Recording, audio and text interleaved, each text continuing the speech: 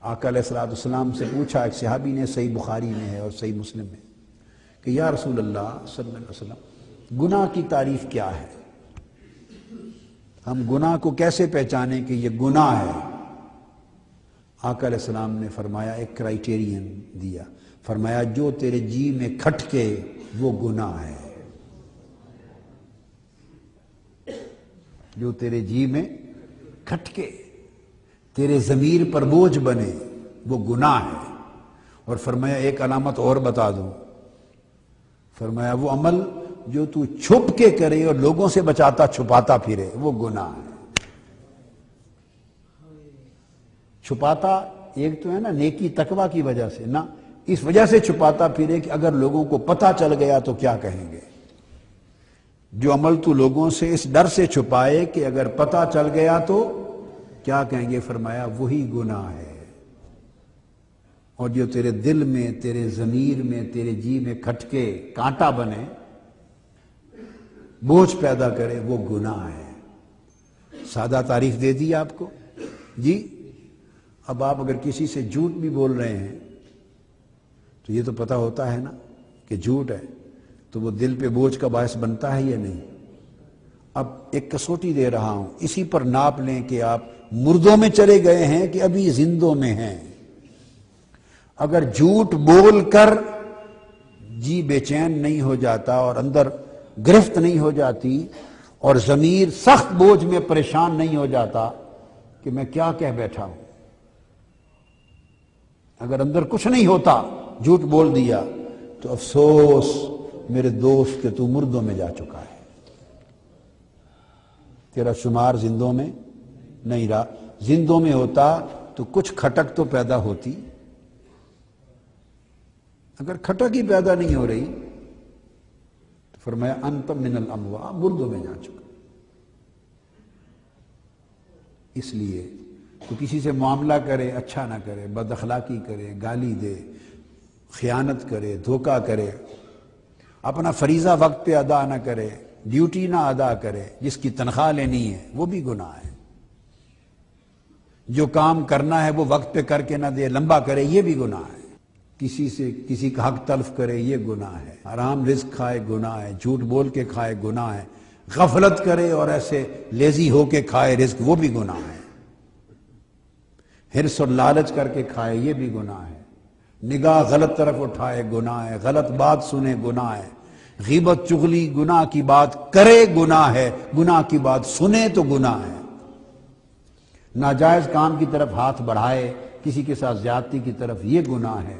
غلط سمت چل کے جائے تو گناہ ہے۔ اور اگر وہ گناہ صادر ہو اور ضمیر پر بوجھ بن جائے، اندر پریشانی لائق ہو جائے، انسان گھبرا جائے کہ کیا کر بیٹھا ہوں، یہ کیفیت پیدا ہو جائے کہ کیا کر بیٹھا ہوں، تو ابھی اس کی خوش نصیبی ہے کہ ابھی وہ سٹل ٹمٹما رہا ہوگا، مگر ہے ابھی زندوں میں، کوئی رمق باقی ہے۔ اور اگر احساس ہی نہ ہو، اس پر بوجھ ہی نہ ہو، طبیعت بے چین ہی نہ ہو، اضطراب ہی پیدا نہ ہو، اندر بھی سکون رہے جھوٹ اور گناہ کے باوجود، تو اس کے لیے افسوس کہ اس کی بد نصیبی ہے، وہ مردوں میں جا چکا۔ اس کی پرکھ میں نے آپ کو بتا دی۔ اب یہ تو فیصلہ ہر آدمی کر سکتا ہے کہ نہیں اندر سے؟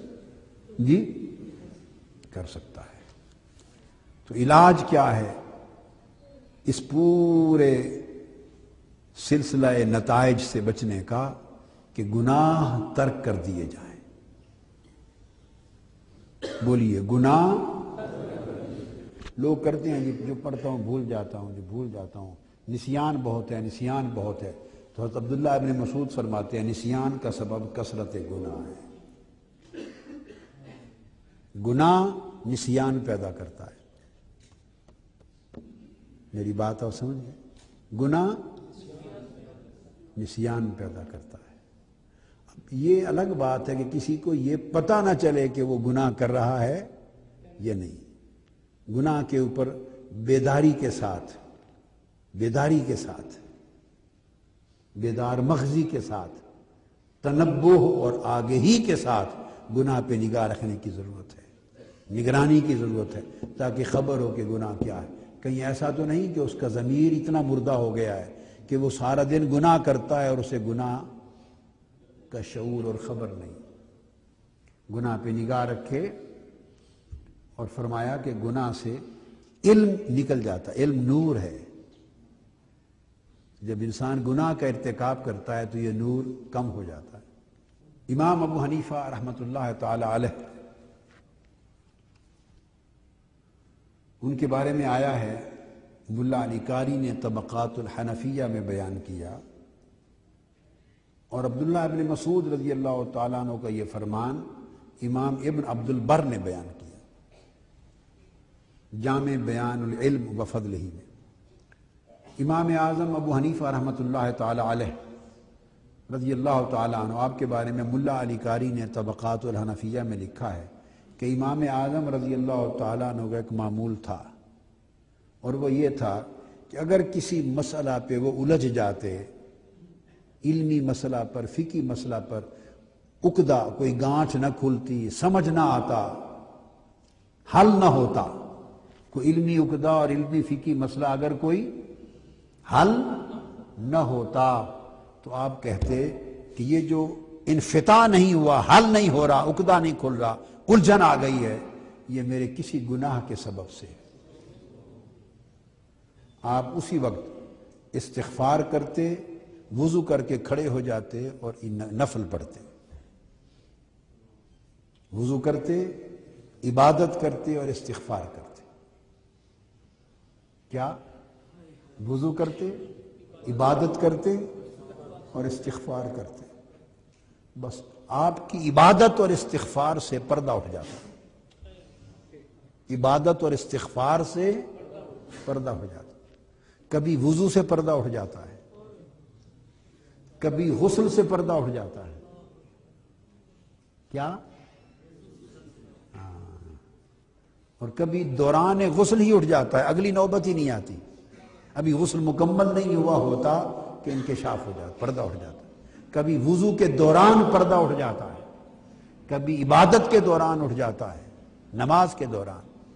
سیدنا فاروق اعظم رضی اللہ تعالیٰ عنہ کی بہت ساری الجھنیں اور عقدے دوران نماز حل ہو جاتے تھے، اور کبھی استغفار کے دوران حل ہو جاتا. تاہم جب کوئی فقہی مسئلہ گجلک بن کے آتا اور اس کا حل ذرا مشکل نظر آتی تو آپ وضو کرتے، عبادت کرتے، استغفار کرتے تو حل ہو جاتا. سبحان اللہ. اور آپ پھر کہتے، واہ واہ، آپ جب حل ہو جاتا شکر ادا کرتے تو کہتے کہ میں نے اپنا گناہ چھوڑ کر اس کی طرف رجوع کیا تو اس نے میری طرف رجوع کیا، اس لیے مسئلہ حل ہو گیا. فرماتے میں نے اس کی طرف رجوع کیا، اس نے میری طرف رجوع کیا تو اس نے اب اس کے فیض سے حل ہو گیا. یہ ان لوگوں کی کیفیت ایمان تھی، یہ ان لوگوں کی معرفت تھی. اور جب یہ بات حضرت فضیل بن عیاض کو پہنچی، کتنے بڑے لوگ تھے، لوگ تو وہی تھے، ہم تو حیوانوں سے بھی بدتر ہیں، اور زمانہ بھی وہی تھا. جب یہ بات حضرت فضیل بن عیاض کو پہنچی کہ امام اعظم ابو حنیفہ کا یہ معمول ہے،